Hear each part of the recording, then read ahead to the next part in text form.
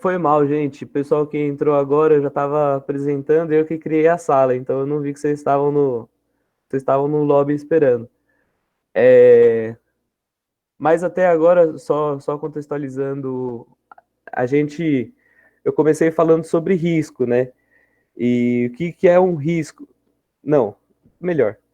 Eu comecei falando que tipo um derivativo ele serve para como instrumento de transferência de risco entre partes, né? E aí agora a gente está falando um pouquinho sobre o que são riscos. Então a gente passou por risco de crédito, risco de liquidez, risco operacional e agora a gente está em risco legal. A gente está gravando já, qualquer coisa, se vocês tiverem dúvida, pode perguntar também, e aí a gente responde, mas de qualquer forma a gente está gravando também, depois se vocês quiserem ver esse pedacinho que vocês perderam, tá bom? Eu terminando a minha parte aqui, eu já fico mais esperto lá no lobby para ver se mais alguém vai chegar. Então, como eu estava dizendo, o risco legal ele pode estar associado a algum tipo de erro de interpretação de algum dispositivo legal, alguma transação que se caracterize como fraudulenta, né? E esse tipo de coisa. Então, dado que o risco legal está associado também a esse tipo de interpretação de algum dispositivo legal, de alguma transação que se caracterize como fraudulenta, ele também pode ser considerado, de certa forma, um risco operacional, né? Aí na parte do jurídico da empresa. E a gente chega finalmente no risco de mercado, né? O risco de mercado é um dos grandes, se não o principal risco que os derivativos eles vêm cobrir, né? Então, a gente pode definir o risco de mercado como a incerteza quanto ao retorno de um investimento em razão das oscilações próprias do mercado financeiro. O risco de mercado está relacionado à oscilação dos preços dos ativos em seus respectivos mercados de negociação e pode ser dividido em quatro grandes áreas. Então, o que acontece, né? A principal palavra desse slide é oscilação, né? Então, você tem um ativo e você precisa vender esse ativo, só que você não pode estar descoberto, né? Você não tem nenhum tipo de garantia quanto o preço futuro daquele ativo. Então, se você é um produtor de café, o grande exemplo, né? Você é um produtor de café e você gasta R$ 10 para produzir 1 tonelada de café. E aí você vai lá no mercado de derivativos e garante que você vai vender esse café a R$ 11. Então, você fala, pô, mas lá no futuro pode ser que o café esteja valendo R$ 13, mas pode ser que ele esteja valendo 8,50 também. E aí, para produzir, você gastou 10 e você no mercado daqui a um ano ou coisa do tipo, você vai vender por 8,50. Então, você não vai cobrir nem o seu próprio custo, né?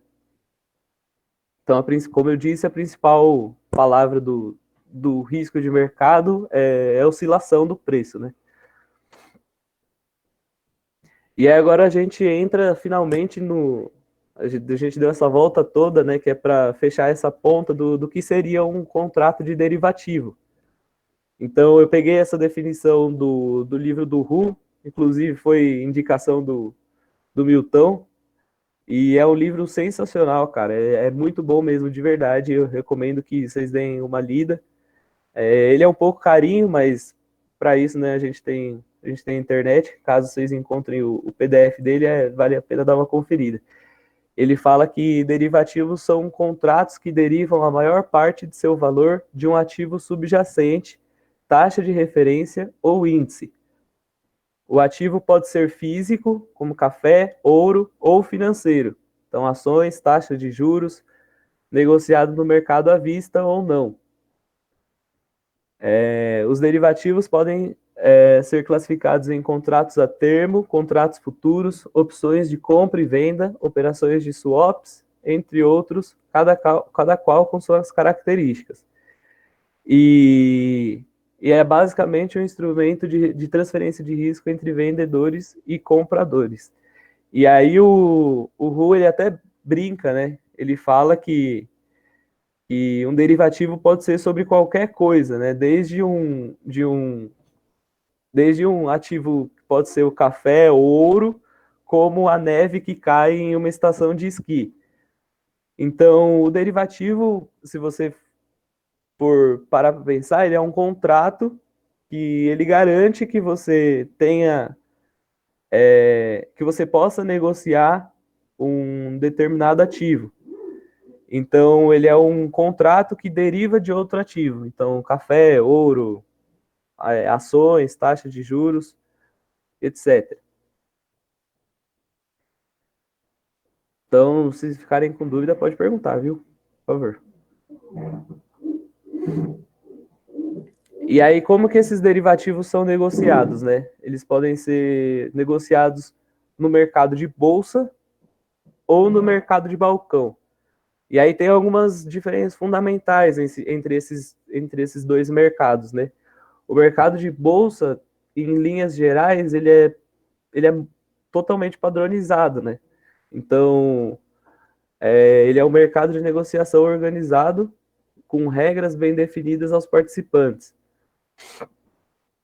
Já o mercado de balcão não é assim, né? É, os termos dos contratos eles são negociados entre as partes. Já no mercado de bolsa isso não acontece. O mercado de bolsa ela padroniza algumas características dos contratos.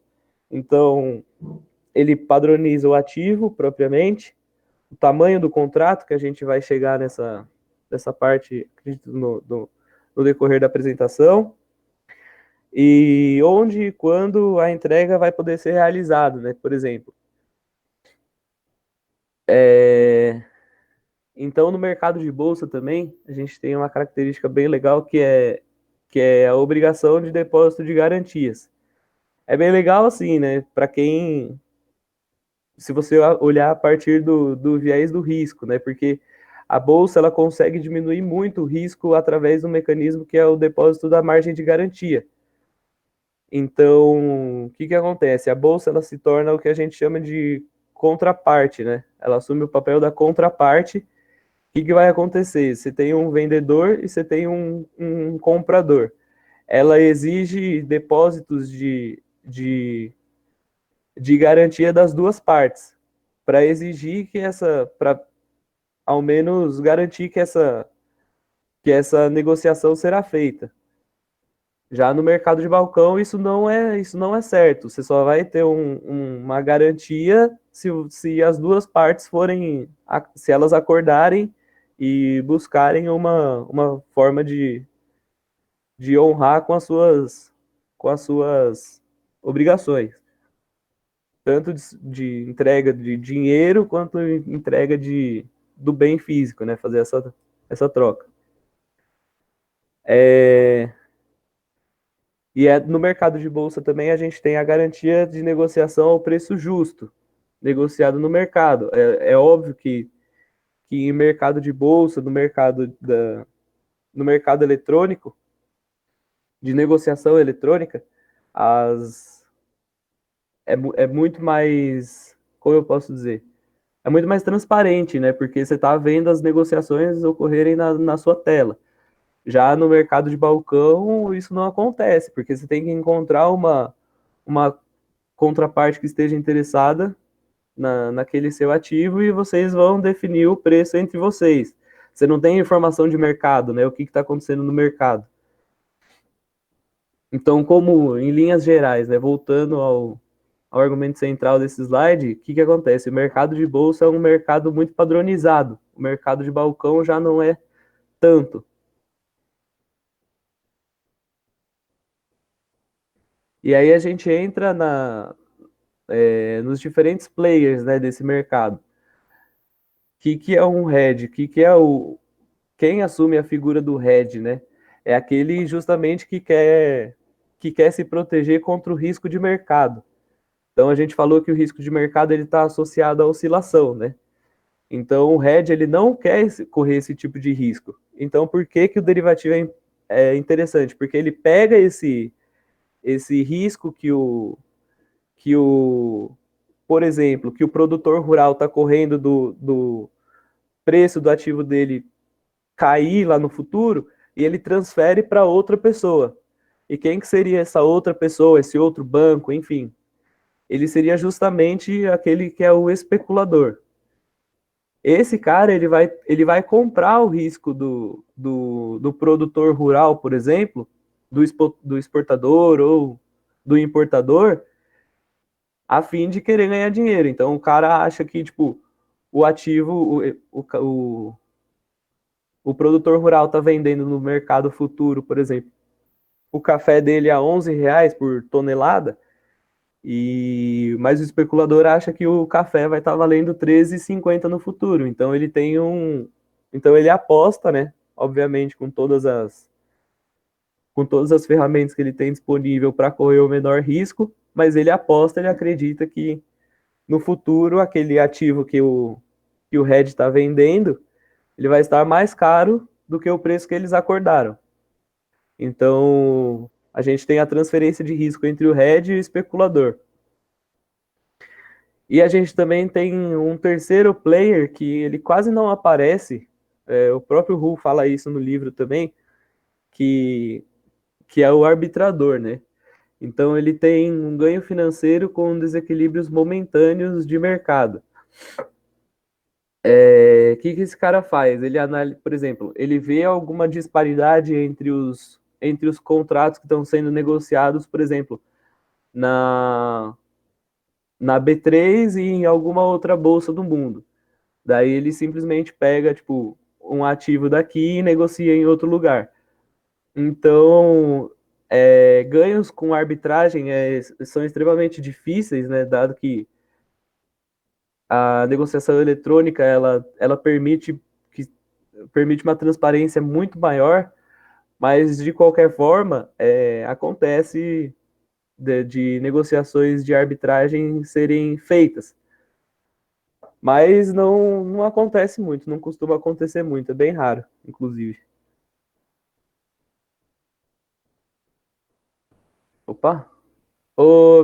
Vocês que estão acompanhando aí junto com o chat, tem mais alguém querendo entrar na sala? Deixa eu ver aqui, rapidinho.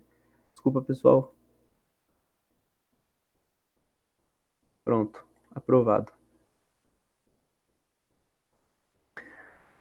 E aí a gente colocou alguns exercícios de fixação, né? Então, pessoal, por favor, respondam no chat aí ou abram agora o microfone, só para ver se vocês entenderam mesmo, né? Quais são os principais conceitos. Eu não sei se eu corri bastante, se deu para entender. Então, o indivíduo que financia um imóvel e perde o emprego, podendo se tornar inadimplente, né? Que tipo de risco que o banco está correndo nesse caso, ou quem financiou esse imóvel, quem está correndo esse tipo de risco? Que tipo de risco é esse? Vocês sabem?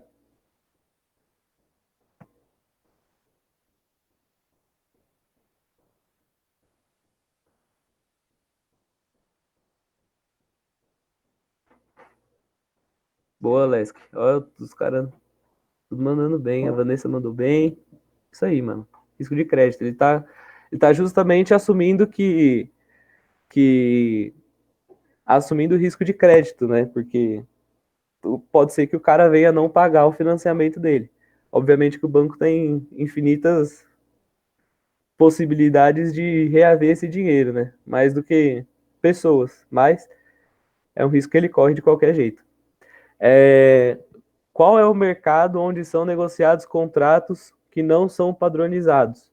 A gente falou agora há pouco, né? Se vocês quiserem falar no microfone também, só para ver se vocês estão entendendo.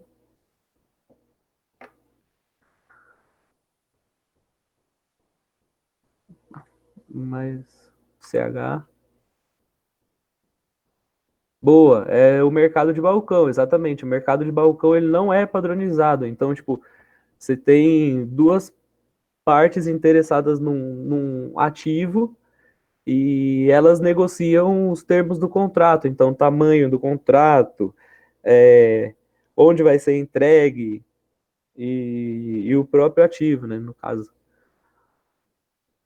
E desvalorização do preço de uma ação. Esse tipo de risco, eu acho que é o mais importante para a gente que está vendo derivativo agora. Se vocês puderem falar aí no chat também, eu falar no microfone. Exatamente. Estão mandando bem. Vocês entenderam. Não sei se vocês entenderam ou vocês já sabiam, mas eu vou ficar feliz, eu vou entender que vocês entenderam agora. Então, a desvalorização do preço de uma ação, ela incorre no risco de mercado, justamente. A gente falou que o risco de mercado, ele tá, a palavra-chave aí, no caso, é variação, né, ou oscilação. Então, agora a gente entra nos principais tipos, e aí os meus colegas, o Léo e o Gustavo, eles vão explicar mais um pouquinho sobre as características principais desses tipos de instrumento de derivativos.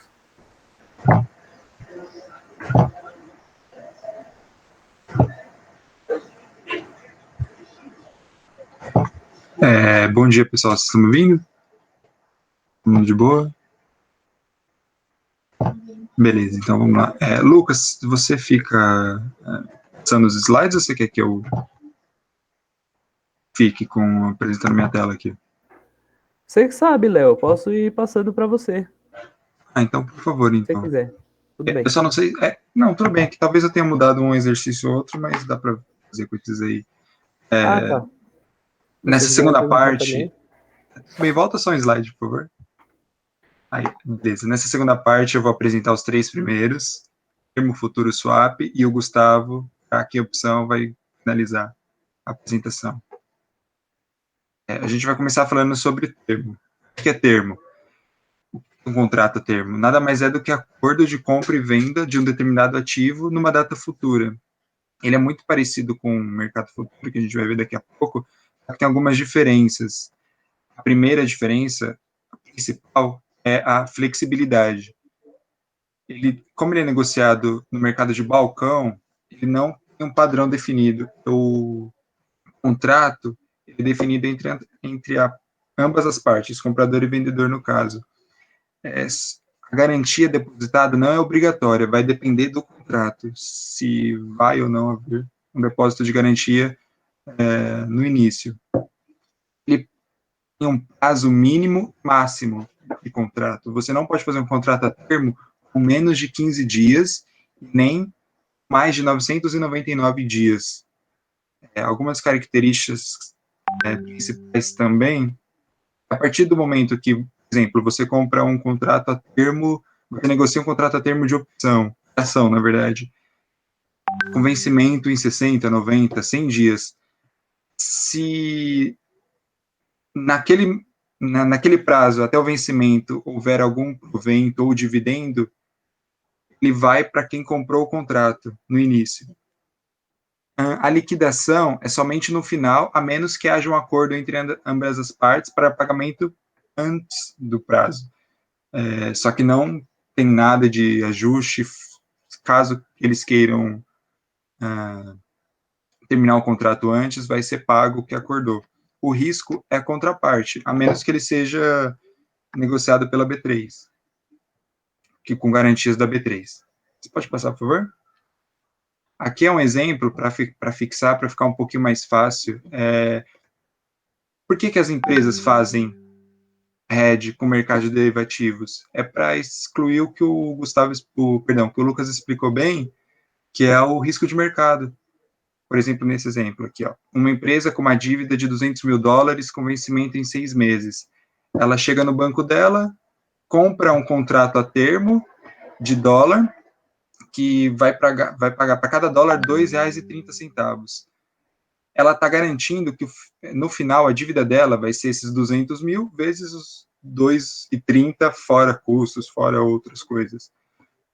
Não importa o que aconteça, como no caso 1, se o dólar subir, ou no caso 2, se o dólar cair. Como a gente vê aqui, no primeiro caso, o dólar era R$3, a dívida em si fica R$600 mil, que é os 3 vezes o 200. Só que ela recebe da operação 140 mil. Então, no final do dia, ela só tem um dispêndio de 460 mil. ou na situação contrária, que é na situação onde o dólar cai. O custo da dívida dela diminui. O custo não, a dívida em si diminui. Vai para 400 mil reais. Só que ela perde 60 mil na operação. O final, então, dá na mesma, 460 mil reais.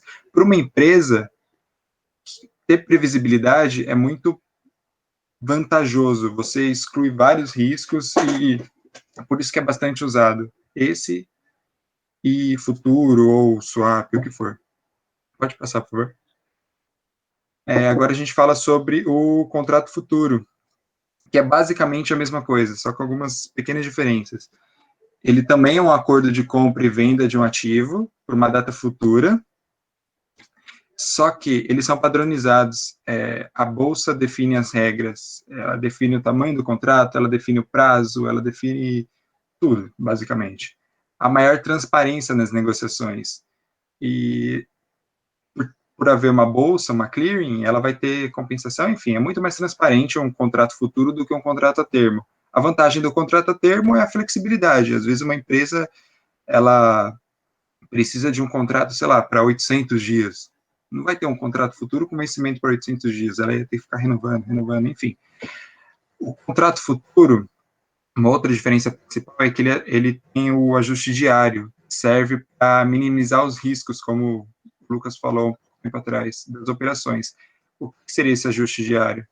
No final de, a gente vai ter um exemplo para explicar melhor, mas no final de cada dia, a empresa, a B3, perdão, ela calcula, base nas negociações, enfim, tem uns cálculos que elas fazem, e ela chega num preço de ajuste diário, por exemplo, do dólar. E no final do dia, a sua cotação que você comprou ou vendeu vai ser ajustada para o dia seguinte. Então, se você comprou esperando que o mercado fosse subir e é ajustado negativamente, o preço foi um pouco menor do que você comprou, vai ser debitado da sua conta a diferença do preço. O mesmo acontece o contrário. Se você comprou e ele subiu, vai ser creditado na sua conta essa diferença de preço. Pode passar, por favor. Aqui a gente tem as principais diferenças do mercado a termo e mercado futuro, que um é negociado em balcão, outro é negociado em bolsa, o mercado a termo é mais flexível, o mercado futuro é padronizado, com data de vencimento, com tamanho de contrato em si, e a margem do contrato futuro é obrigatória. A bolsa exige que você coloque uma margem para negociar contratos futuros. A entrega física do termo, ela é no final, mas ela não é obrigatória. Ela pode também ser pela diferença financeira do que foi acordado e o mercado, marca só o mercado naquele dia do vencimento do contrato. O mercado futuro pode ter ou não entrega fixa. Uma coisa também que o mercado termo é diferente do mercado futuro é em relação à reversão. O mercado futuro você pode, se você comprou, você pode vender a qualquer momento, inclusive no mesmo dia. O mercado a termo é um pouco mais difícil, você precisa realmente fazer um acordo, se você comprou, com quem vendeu, para ver se você consegue sair desse contrato antes do vencimento. Aqui são os principais contratos de futuro negociado na Bolsa, o segmento, os contratos, e na última coluna, os códigos de negociação. Pode passar, Lucas. Aqui a gente vai falar mais ou menos o que é o ajuste diário. Ele é a liquidação financeira diária dos ganhos e perdas. Se você comprou, a bolsa exige que você deixe uma margem de garantia para comprar um contrato. Se você comprou e o preço caiu, a bolsa vai tirar essa diferença no final do dia. Então vai sair da sua conta lá um X reais no final do dia. Ele é feito para reduzir o risco de inadimplência, no caso de alguém não conseguir honrar com compromisso. Caso alguma parte não pague, o ajuste diário, a bolsa retira o participante da negociação e executa aquela margem de garantia que foi feita no começo do contrato. Pode passar, por favor. Aqui um exemplo de operação, só para vocês entenderem mais ou menos, que é um investidor comprando 5 contratos do mini dólar a um preço médio de 3,85 e vende a um preço médio de 3,86. Lembrando que, como eles são padronizados, os contratos futuros, cada contrato futuro do mini dólar vai valer $10.000. Então, não sei se vocês viram aquele meme daquele que postaram no grupo da UF recentemente, que o cara estava negociando mini dólar. Então, cada contratinho daquele vale $10.000. Por isso que é um pouco arriscado você negociar. Esse cara aqui do exemplo deu sorte, conseguiu pagar o croissant e o cafezinho dele no final do dia. Que ele comprou um preço médio menor e vendeu um preço médio maior. Pode passar, por favor. Aqui tem um outro exemplo, que é uma exportadora que fecha um câmbio em $1 milhão e quer fazer um hedge no contrato futuro. Ela vende esses 20 contratos futuros a um preço médio de 3,803, supondo que o dólar à vista estivesse a 3,90, qual que mais ou menos ficaria a operação? Basicamente é só fazer continha, mais, menos, multiplicar, dividir, não tem muito segredo. Talvez nesse slide não vai ter o atualizado que tinha, mas eu tinha feito uma tabelazinha bem basiquinha sobre o que aconteceria se ela levasse, por exemplo, eu compro um contrato e levo para o dia seguinte e vendo só daqui a 2 dias. Se eu compro um contrato a R$5, provavelmente nesse não vai ter. Se eu compro um contrato a R$5 e carrego para o dia seguinte e o ajuste feito no final do dia tenha sido R$4, eu perco R$1. Vai sair R$1 da minha conta. Se no dia seguinte o ajuste voltar a R$6, no final do dia 2, no caso, o ajuste for R$6, entra R$2 na minha conta, que seria os 6 de 2 dias depois, menos o ajuste do dia anterior, que no caso foi 4. Ficaria mais ou menos assim. Eu vou, depois no grupo do trainee, eu mando mais ou menos a tabela e a planilhazinha. Pode passar, por favor. Aqui agora a gente fala sobre o que é um swap. Ele nada mais é do que a troca de fluxo de caixa. Ele é também negociado em balcão, também é definido entre ambas as partes, comprador e vendedor, e uma característica do swap é porque você fica tanto ativo em uma ponta, quanto passivo em outra ponta. Esses são o que você pode, entre aspas, swapar, né? Bem feio falar isso, não sei nem se existe. Por exemplo, eu tenho, sei lá, R$1 milhão como no exemplo a seguir, aplicado em pré, e eu acho que os juros, sei lá, os juros vai subir. Eu faço um swap pré-CDI ou Selic, enfim, pensando na alta dos juros. O exemplo a seguir vai mostrar isso. Pode passar, por favor. Aqui algumas características. A primeira é que ele não é padronizado, ele é negociado em balcão, e enquanto a margem de garantia somente se ele for contratado com garantia da B3. Aí a B3 exige que haja uma margem de garantia antes de ser feito o contrato de swap. Pode passar, por favor. Aqui é um exemplozinho prático para fixar um pouco mais as ideias. Uma empresa possui caixa no valor de R$1 milhão aplicado a um título pré-fixado. Ela não quer vender esse título, mas ela acha que os juros vai subir, os juros básicos do país, consequentemente, o CDI vai subir. Ela contrata com o banco de relacionamento dela um swap pré-DI. Os dados são de vencimento desse contrato 42 dias úteis, e o CDI acumulado nesse período foi de 1,9%. A gente vai ver mais ou menos como fica o fluxo de caixa. Antes do swap, ela tinha aquele ativo, R$1 milhão, pré-fixado numa taxa de 11% ao ano. Após o swap, ela fica com ela continua com o ativo dela, ela não perde aquele ativo, só que com o swap, ela fica ativa nessa ponta de DI e passiva naquela ponta pré-fixada, como está ali no exemplo. Basicamente, vai cortar o 11% de um lado com 11% de outro, mas fica mais fácil você entender que ela fica ativa em uma ponta e passiva na outra ponta. Pode passar o slide, por favor. Aqui são os custos, a operação em si. A operação original dela, que é o ativo original, o 1 milhão aplicado numa taxa pré, em 11% ao ano. Passando 42 dias, ela vai ter 1 milhão, 17 mil, esses quebradinhos. O swap em si vai ser isso, o ativo dela, que depois dela feito o swap virou o DI do período, que é 1,9%, e o passivo vai ser justamente aquela taxa pré-fixada mais os juros do período. E você fazendo a conta do ativo menos passivo, sobra esse 1.400 e pouquinho.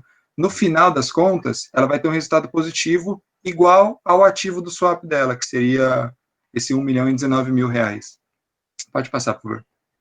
Caso haja alguma dúvida, pelo amor de Deus, gente, eu estou passando, acho que talvez um pouco rápido, pode parar, abre o microfone, pergunta que a gente para, explica, volta e faz alguma outra coisinha. Aqui está um exemplo 2, que é uma empresa que quer fazer um hedge de dívida. Ela quer baratear a dívida dela. Ela tem uma dívida de 20 milhões de reais a um custo de 14% ao ano. Ela acha que os juros vai cair enquanto essa dívida não vence. Então, ela faz um swap, trocando o custo da dívida dela pré-fixado por um pós-fixado, pensando que os juros vai cair. Aí a gente tem as questões, qual é o resultado final do swap, e qual é o resultado final da operação, e a gente vai fazer no próximo slide. Ó, antes, ela tinha aquele passivo de 14%.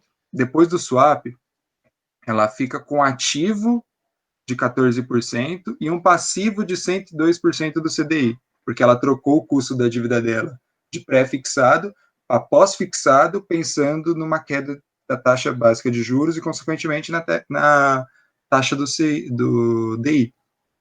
Após esses 378 dias úteis, o passivo original dela continua sendo aqueles 24 milhões, que seria o passivo original 20 milhões, vezes os juros do período, só que ela tem um ganho financeiro do swap, que seria os juros realmente, nesse caso, caiu, e o passivo do swap, que é aquele 102% do CDI, seria 24 milhões, 100 e alguma coisinha. E o ativo do swap seria os 24 milhões, que era o passivo antes.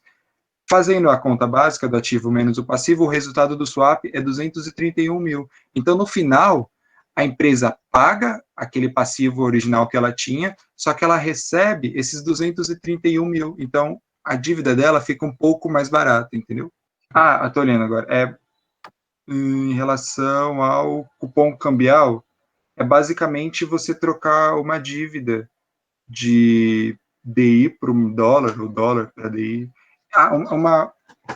Uma característicazinha que tem é quando você quando você faz um swap de DI, a gente calcula os juros numa taxa em dias úteis, o 252. Quando a gente está fazendo o swap do dólar, a gente calcula o dólar numa taxa elevada a 360 dias corridos, que é 360, isso, linear, isso mesmo. Deixa eu tirar um microfone aqui, pronto.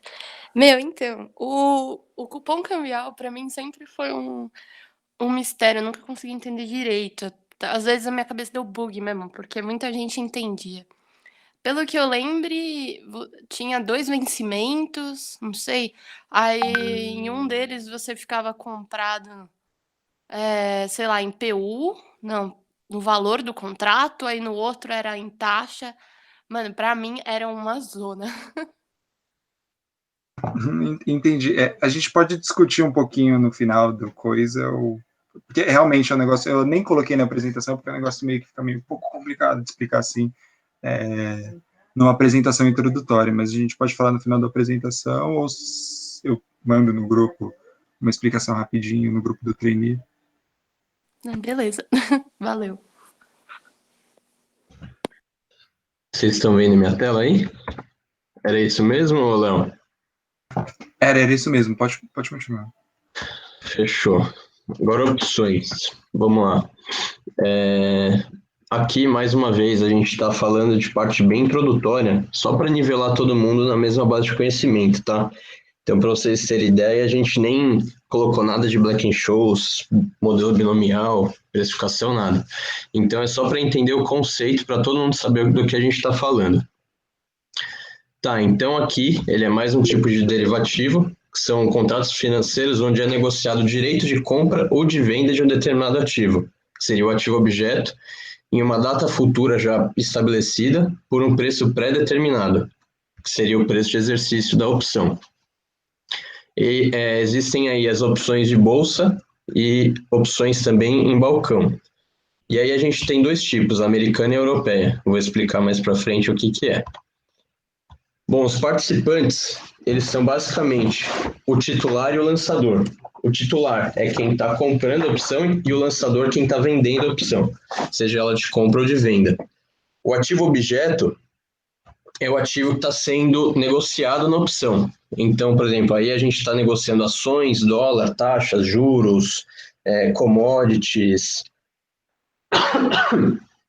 É o ativo que está por trás do derivativo. O prêmio é o valor que o titular está pagando para o lançador para ter esse direito de exercício. Ou seja, ele vai ter o direito de comprar, por exemplo, Petro a R$20, pagando R$1,50 para o lançador. E o lançador vai ter a obrigação de vender isso a R$20, independente do preço que tiver o ativo na hora, a cotação do ativo real. O exercício, o titular exerce o direito adquirindo com a compra da opção. Então, a opção ela pode ou não ser levada a exercício, que é o que eu acabei de explicar. Então, vamos dar um exemplo de Petro. Eu estou comprando uma call, uma opção de compra de Petro com strike em R$20. A Petro hoje está 17. E eu estou pagando aí, sei lá, R$2 de prêmio nessa opção para o lançador. Então, eu estou tendo a opção de comprar por R$20 um ativo que hoje está 17. Quando chega no vencimento, a Petro foi para 30. Então, o lançador ele vai ter a obrigação de me entregar o ativo por 20, porque ele já recebeu lá atrás aqueles R$2. E o preço de exercício, o preço pelo qual o titular irá comprar ou vender o ativo. Aqui, opção, ele muitas vezes é meio complicado de entender certos termos. Se vocês tiverem dúvida, pode perguntar. Vou ficar de olho aqui. Certo, aqui os tipos de opções. De compra, que seria a call, dá ao titular o direito de comprar o ativo objeto pelo preço de exercício. E opção de venda, que seria a put, que dá ao titular o direito de vender o ativo objeto pelo preço de exercício. Seria o cenário oposto da call. Aqui a gente montou o quadrinho resumo, quem tem obrigação, quem tem direito, quem paga, quem recebe o prêmio, qual o risco de cada um.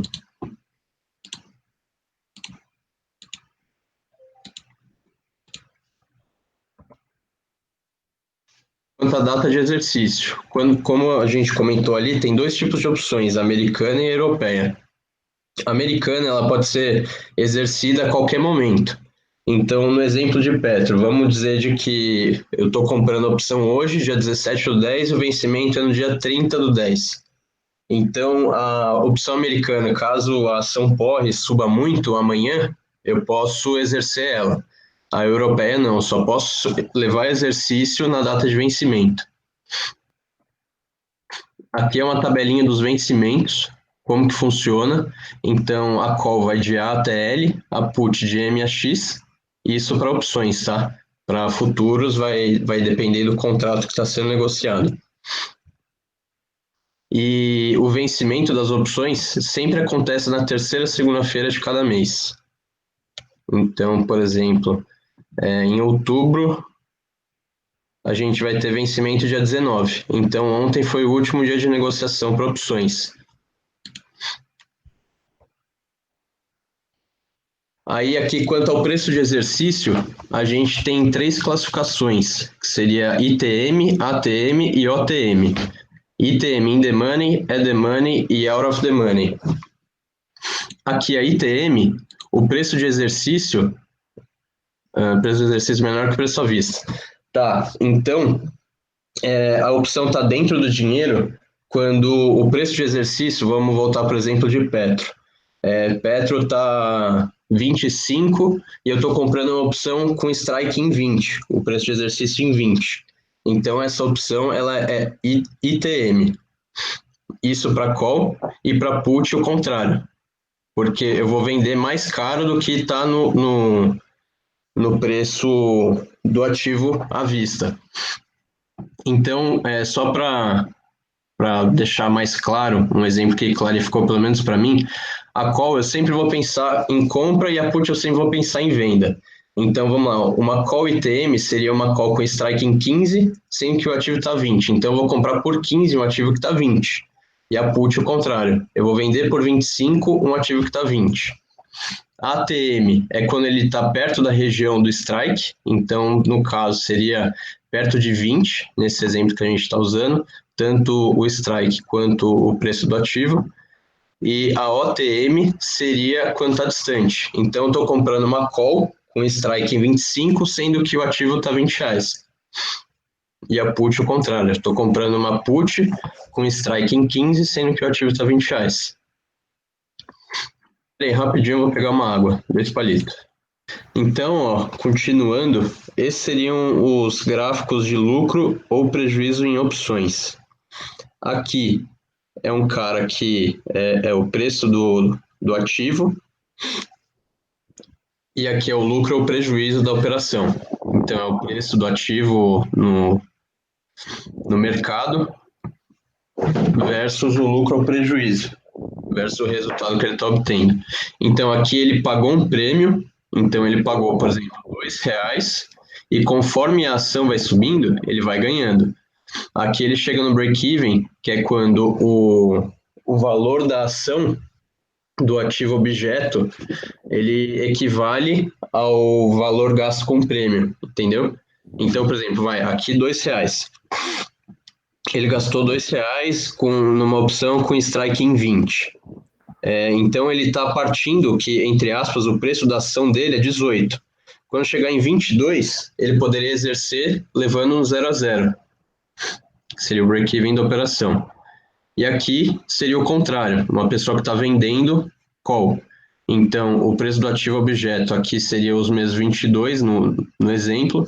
Então, ele vendeu por 2, ele começa com um lucro de R$2, conforme o ativo vai subindo, ele vai perdendo. Não, mas aqui está com perda limitada. Então, aqui seria a compra de put. Não, também não, peraí. Isso, exatamente. Aqui é uma compra de put. Então ele gastou um prêmio, conforme o ativo vai caindo, ele vai lucrando. Certo. Então aqui seriam os gráficos da call. O cara que está comprando uma call, então ele está pagando o prêmio, vai ganhar conforme o ativo vai subindo. E aqui é um cara que está vendendo uma call.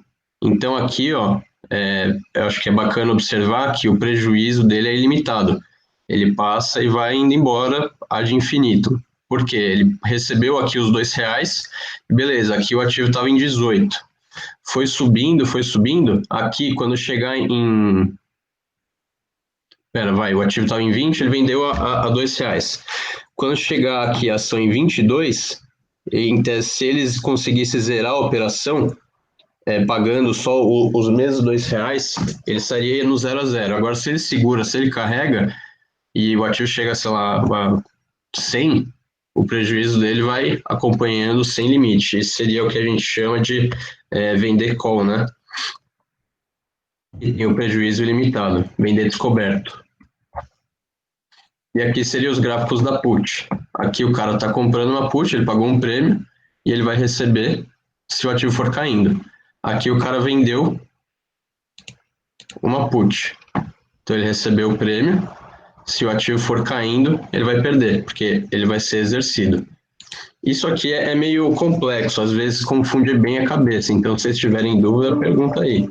Então aqui a gente tem um exemplo, é bem simples o exemplinho, é só para fixação mesmo de conceito, tá? Então a empresa importadora procurando fazer um hedge para uma liquidação de 1,2 milhões de dólares, adquiriu opções de compra de dólar ao preço de exercício R$ 2,20 por dólar, para vencimento em uma determinada data, pagando um prêmio de R$ 1.500 por opção, $50 mil. Qual o prêmio total pago pela empresa?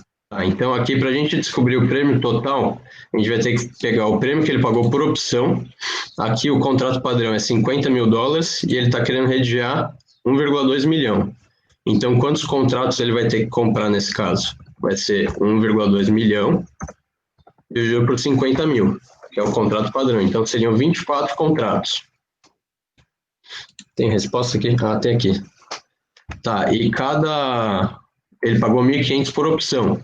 Então, o prêmio total pago vai ser os 24 vezes 36 mil. Aqui, beleza. Se o dólar estiver cotado a 2,35 na data de vencimento, quanto a empresa terá deixado de gastar devido ao hedge? Então, ela está comprando com strike em 2,20, certo? Ela adquiriu opções de compra de dólar a 2,20 strike, pagando 1.500 por opção. Sei que já a sua resposta ali, mas se vocês quiserem tentar resolver aí. O case está mais ou menos nessa linha, viu, galera? Então, é bem bacana entender bem como resolveria isso, esse conceito aí.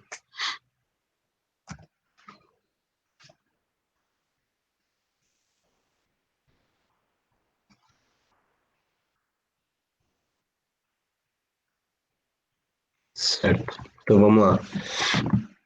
Então, a gente tem o 1,2 milhão de dólares vezes a diferença do strike e do preço atual, menos o prêmio que ele pagou, que ele gastou ali para comprar essas opções.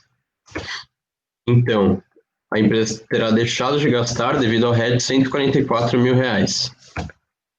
Não sei se ficou claro. Aqui seria o ganho da operação, certo? Mas ele não leva isso tudo para casa porque ele fez um hedge. Então, é o ganho da operação menos o hedge. Aí aqui com opções, assim, existem inúmeras estratégias. Tem até um livro que é bem bizarro, deixa eu lembrar o nome dele.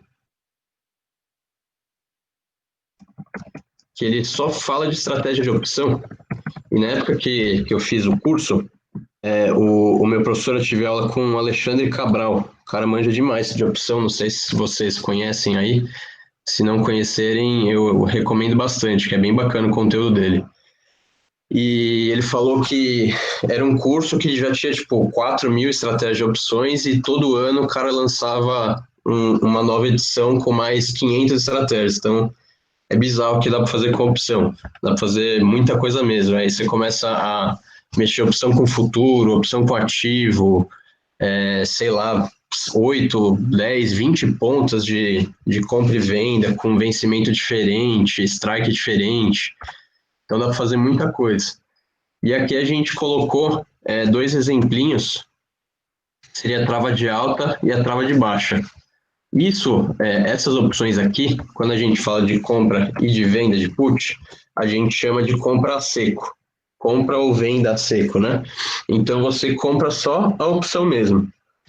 Opção é bacana porque, na visão de especulador, ele te dá muita oportunidade de ganho, você pagando um preço, entre aspas, acessível. São aí os famosos pozinhos, né? Mas também essa possibilidade de alavancagem traz um risco incutido muito alto, porque caso você entre numa operação a seco, você pode fazer aí, sei lá, 500%, 1.000%. Teve até aquele caso quando a Cielo subiu, acho que 30% no dia, que foi anunciada a parceria com o WhatsApp e tal. Teve uma opção que eu acho que valorizou 600% em um dia. Então, imagina, você colocou todo o teu patrimônio ali, em um dia você multiplicou ele por 6 vezes. Mas caso desse errado a operação, você perdia todo o teu patrimônio, se você não zerasse, né? Então, tem as vantagens e desvantagens. Aí aqui, no seguro de alta, que seria a trava de alta. Peraí, deixa eu ver se é isso mesmo, se é trava.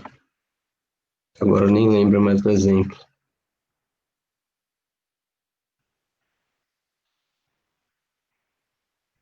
Ah, não, na verdade aqui é hedge só. Mas depois eu explico a trava. Uma empresa com passivo dolarizado de 100 mil dólares, com vencimento em novembro, compra uma call de dólar com preço de exercício a 2,80, com um prêmio de 5 centavos por dólar. Certo. Então, a primeira situação, o dólar vai a 3,5. Ele exerce a opção 2,80 e o total do passivo fica 2,85, que é o strike mais o prêmio. Aqui está diferente desse outro exemplo, porque aqui ele colocou o prêmio total por opção por contrato padrão. Aqui ele já fez a continha de quanto ele está gastando por prêmio por dólar. Então isso ajuda bastante. Então, o total que ele, em tese, redeou a dívida dele, seria esse passivo dele, seria 2,85. Como o dólar está 3,5, ele teve um gain, certo? Então vai ser o preço do exercício mais o prêmio. Aqui, o dólar estando a 2,50, ele não exerce a opção. Então, em tese, seria melhor se ele não tivesse feito o hedge. Mas o hedge serve exatamente isso, para você mitigar risco. Então, normalmente empresa muito grande que trabalha com receita dolarizada, tem muita influência de dólar, eles estão em contato direto com o banco e também tem uma equipe, parte do planejamento financeiro, no departamento financeiro, que cuida só de hedge.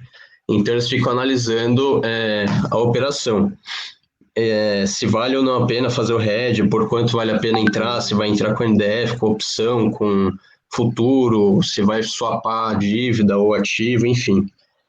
Só que até no curso o pessoal zoava bastante, porque essa possivelmente é a pior profissão do mundo, porque caso você, tipo, por exemplo, nesse caso, o dólar veio a 3,5, mas vamos imaginar a época de pandemia, o dólar saiu de 4 e pouco e foi para 5,60.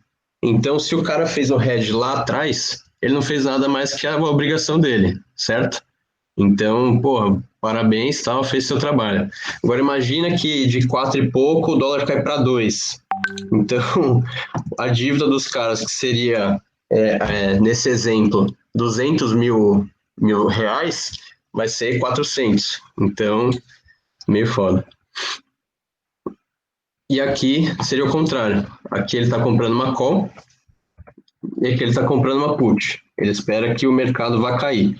Então, uma empresa com um ativo dolarizado de 200 mil dólares, então uma receita dolarizada, com vencimento em novembro, compra uma put de dólar com preço de exercício a R$3 por dólar, com um prêmio de 10 centavos por dólar. Na primeira situação, o dólar sobe e chega a 3,45. Vai virar pó a opção, ele não vai exercer. Então, ela não exerce e perde o valor do prêmio. Então, no caso, vai perder 10 centavos vezes 200 mil dólares. Na segunda situação, o dólar cai e chega a 2,10. Então, ele vai exercer a put e vai receber R$ 2,90 por dólar, que seria o strike menos o prêmio que ele pagou. Certo? Alguma dúvida?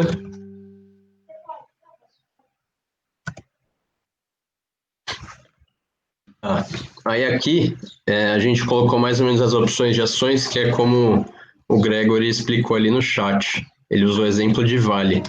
Então aqui, nesse caso, a gente está com Petro K10, salvo erro K, eu acho que é vencimento em maio.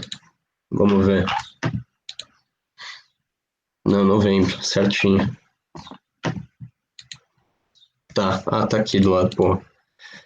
Então, Petro K10, o ativo objeto é a Petro, são as 4 primeiras letras. A quinta letra vai ser o vencimento da opção. Então, quando ela vai vencer, então essa opção ela vai vencer na terceira segunda-feira de novembro. E o preço de exercício, que seria R$10. Ou no caso, às vezes, tipo, tem um outro número aqui, aí fica tipo 10,50, tem uns códigos meio bizarros. Isso tudo a gente consegue pegar na B3, a lista de códigos, e ver qual que é o strike dela certinho, o vencimento. Quando você olha de agro, tem, sei lá, uns 4, 5 números, é meio doideira. E aqui de Vale é um exemplo de put. De put, não. Sei lá, eu acho que é de call também. Então é uma call que vence em outubro. Então o ativo objeto vai ser Vale, o vencimento em outubro e o preço do exercício R$55. Então vamos lá, um exercíciozinho de fixação. O investidor comprou um lote de opções, Petro D22 a R$2 por opção. Sabendo que ela pode ser exercida a qualquer momento, responda. Qual o ativo objeto? Então acho que é bem fácil, seria as 4 primeiras letras, certo? Se no dia do exercício das opções o preço da Petro estiver em R$19, o investidor deve exercer? Qual é a resposta? Por que ele não deve exercer? Se quiser abrir o mic, não querendo te expor nem nada, só para entender o raciocínio para a gente construir junto. Então vamos lá. Ele está comprando call. O que seria call? Seria opção de compra. Então, ele está comprando o direito de poder comprar Petro nesse vencimento por R$22. Para ter esse direito, ele está pagando R$2, seria o prêmio, por opção. Certo. No dia do exercício, o ativo Petro está 19. A gente não falou quanto que estava aqui, mas enfim. Então, para ele saber se deve exercer ou não, a gente vai pegar o preço do strike, que seria R$22, e tirar o quanto ele pagou de prêmio. Certo? Não, e somar, desculpa. Então, para valer a pena para ele, ele tem que vender pelo menos a R$24. Ele vai comprar a opção a R$24. Puta, pior se eu confundir mais ainda vocês. Mas vamos lá. 22, certo? Mais 2, 24. Então, esse seria o valor. A partir de R$24, ele deve exercer porque ele vai sair no 0 a 0. Ok? Acima de 24 ele está tendo lucro. Então, a 19 ele não vai exercer, porque senão ele está tendo prejuízo. Ele vai comprar por 22 uma coisa que está 19. Não vale a pena, certo? E se estiver 26, aí sim ele vai exercer, porque ele vai ter um lucro aí de R$2 por ação.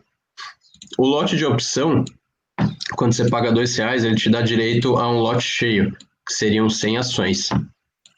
Só para ficar claro. Gustavo, mas se tiver R$23, ele exerce também, né? A 23? Para minimizar o prejuízo. Ele toma prejuízo, mas ele exerce porque ele compra 22 e vende 23 no mercado, é isso. É que na real, eu acho que até se vocês quiserem complementar, eu vi que o Milton tá também, o CH, nunca vale a pena você levar exercício, né? Então, sempre é mais vantajoso quando você está operando opções, isso como especulador, você vender a mercado ao invés de levar exercício. Porque na forma de classificação de opções, a gente leva em consideração o tempo. Então, o Theta ele vai comendo o preço da opção. Então, é isso aí. Vamos lá, próximo. Vantagens e desvantagens de opções. As vantagens. A opção permite que o investidor aproveite movimentos favoráveis de preço com o risco de perder apenas o valor pago pelo prêmio. Então, diferente de um contrato futuro, você sabe quanto você vai perder. Se você estiver comprando opção, claro. Se você estiver vendendo call descoberto, o seu prejuízo, de certa forma, é limitado, porque a ação pode subir ao infinito. Não tem margem de garantia para o titular. A garantia é o prêmio que está sendo pago e recebido, e não tem o pagamento de ajuste diário. Então, aqui as desvantagens. O lançador pode ter perdas ilimitadas, que seria na venda de uma call, a descoberto. As puts normalmente não têm tanta liquidez para o mercado, então calls normalmente são muito mais líquidas para ações, para BOVA, opções de commodities e de futuros, na B3 não tem tanta liquidez. Lá fora tem muito mais. Então, por exemplo, de commodity, que é uma parte que eu trabalhei um tempo, tem a Bolsa de Chicago, que é a CBOT. Lá a liquidez para opções de agro são bem altas. Então, o cara quer se redear de milho, soja, normalmente ele compra trade opção lá. Aqui na B3, como a gente fazia na mesa da corretora, era sempre meio que no balcão. É um mercado de bolsa, mas a gente fazia o balcão como? A gente sempre corria atrás das duas pontas. Então, ligava um cliente querendo comprar ou vender, e a gente ia correr atrás de asset, de algum investidor maior que estava disposto a correr o risco.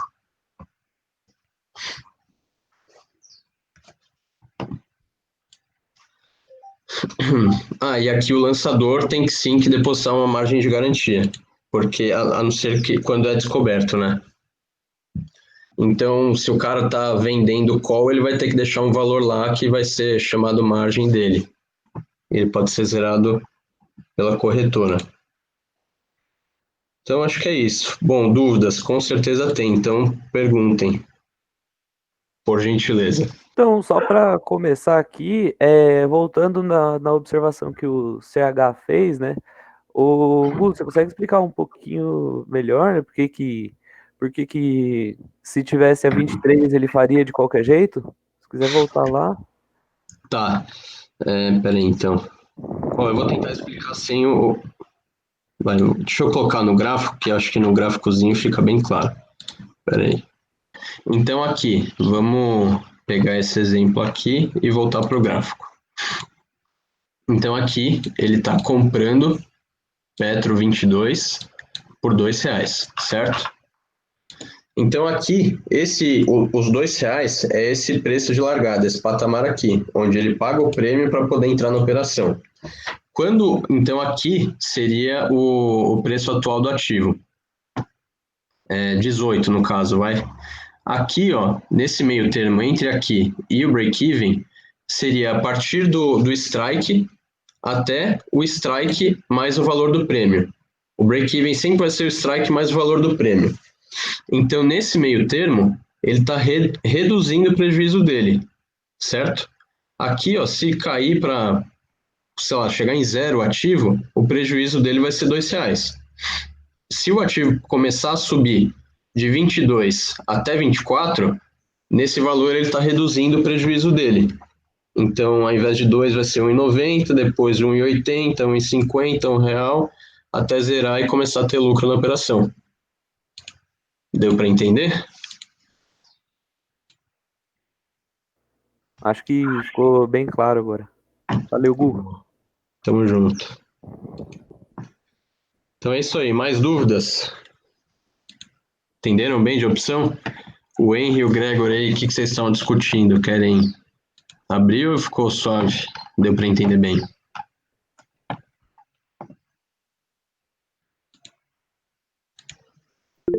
Então, vai falar aí, Greg. O Henry achou da hora comprar opções para comprar ações, buy and hold. A gente estava falando da perda no longo prazo. Por fazer esse hedge, eu não sei se eu entendi muito bem qual que seria a estratégia. Mas tem sim uma das estratégias que é inclusive feito bastante em mesa de ação para investidor, pessoa física, private normalmente faz bastante. Lançamento de opção, lançamento coberto. Então, o cara compra a ação, a Petro a 15, e vende a call a 20. Então, ele sabe o preço que ele vai receber aí se... Assim, quais são os dois cenários? Caso o Petro não suba, não dê exercício, ele ganhou o prêmio. Então, em tese, ele está reduzindo, com algumas aspas aí, o preço médio de compra dele. Agora, se a Petro porrar, tipo, ao invés de 20 vai para 40, ele vai ganhar só 20, porque ele vai ter que entregar a ação a 20, que ele está vendendo a call. Então, ele está tendo a obrigação de entregar a ação a R$20, independente do preço que ela esteja. Não sei se é nessa linha, se confundiu ainda mais. Isso, exatamente. É bom para vocês se desfazerem de uma posição que você não está tão confortável.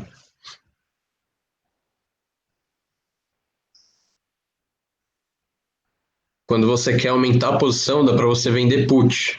Então você vai embolsar um prêmio, você vai colocar um prêmio no seu bolso e conforme a ação cair, você vai ter a obrigação de comprar, porque alguém está tendo o direito de vender. Então, por exemplo, se você acredita que está num patamar ok de preço, você está comprando com um certo desconto se ela ficar perto do strike. Não sei se deu para entender também. Compra call e vender put. Tá, quando você compra uma call, na verdade, assim, as duas estratégias você acredita que a ação vai subir. A diferença é o risco que você está tomando. Quando você compra call, você vai desembolsar um prêmio. Então, caso a ação caia muito, você tem o seu risco ali limitado. Então, sei lá, R$ 2 foi o que você pagou no prêmio. E quando você vende put, você também acredita que a ação vai subir. Então, vamos lá. Quando você compra uma call. Peraí.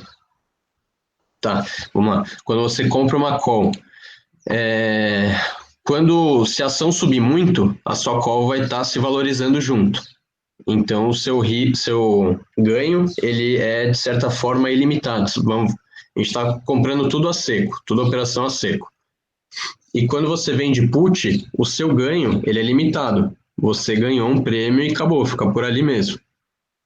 Agora, o lado oposto. A ação subiu nesse caso, né? Agora, o lado oposto é se a ação caia. Se a ação cair, o seu risco na call é o prêmio. Você pagou o prêmio, você vai perder aquilo e acabou. Agora, quando você vende uma put, você vai ter que comprar do cara pelo preço que ele está vendendo, pelo strike. Então, se a ação chegar a 0, você vai ter que comprar do cara a 20, entendeu? Essa é a diferença de comprar uma call e vender uma put.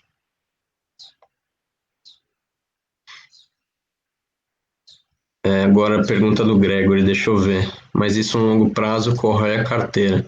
Isso o que seria de vender put? Que na verdade explica melhor aí. É que assim, na verdade, quando você fala de opções, até muitos usam o termo aí de convexidade. Porque você tem um valor limitado de perda, então estou falando de comprar call e comprar put. Você tem um valor limitado de perda e você tem um ganho exponencial, que tende ao infinito, entendeu? Então, essa convexidade, ela pode ajudar bastante numa carteira. Mas é claro que se você ficar comprando e não seguir a tendência do que você está esperando, vai correr sua carteira a longo prazo. Você vai estar pagando prêmio e vai estar recebendo. Pode acontecer de eu querer comprar uma call put e não ter vendedor? Pode sim, com certeza. Isso vai depender da liquidez do mercado. Então, a liquidez, ela sempre vai estar perto do strike. Então, a gente está falando de Petro com strike em 20 e a Petro está a 21. Essa é uma opção que tem bastante liquidez. Então, as negociações, as maiores negociações estão sempre perto do preço da ação. Sempre estão acompanhando o preço da ação.